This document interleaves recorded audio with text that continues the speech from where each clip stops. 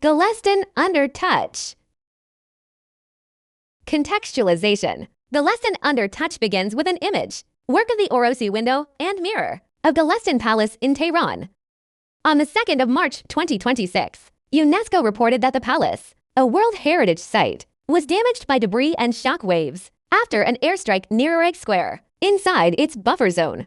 This incident made me think about the fragility of light, glass mirrorwork, and cultural memory. The project asks, when heritage is damaged by war, can an image still make that damage felt? And what happens when the viewer's own touch becomes the trigger of collapse?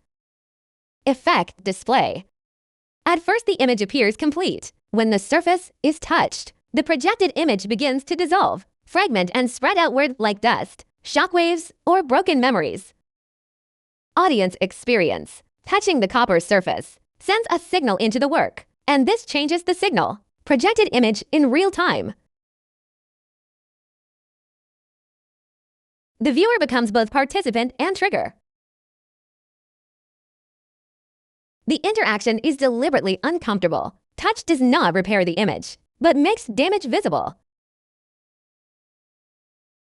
Production process. Image processing. I cleaned and simplified the Golestan Palace's image into a geometric line drawings, then developed it into a vector file for fabrication. Laser cutting. The vector outline was sent to the Fusion Pro laser cutter in Hatch Lab. The result was a wooden window frame. Material pasting. I covered the front of the wooden frame with copper foil tape. On the back, I added lighting gels and reflective foil to echo stained glass and broken mirror surfaces. Resistance measurement. I tested the copper foil with a multimeter because the touching surface had to be electrically continuous. This technical test became part of the making process. Connection test. The interaction system used a Raspberry Pi Pico W touch input and old status display. When the copper surface was touched, the signal was sent into Touch Designer, where it's controlled parameters, such as dissolving strength. Installation steps. For the final installation, I suspended the physical window in front of the projection area. The Pico W and power bank were fixed above the object. The projection appears in the center of the wooden window.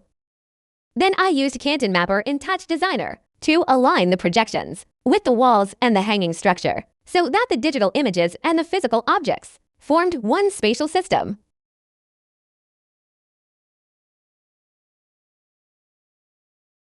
Critical reflection. This project successfully connected touch, material projections, and cultural damage, but it is still a first version. The touch interaction could be more varied. Different areas' pressure levels or durations could trigger different forms of collapse. Conceptually, I also want to research cultural heritage destruction more deeply. For now, Golestan Under Touch is a beginning, a small system where touch becomes evidence of involvement and where beauty does not stay untouched.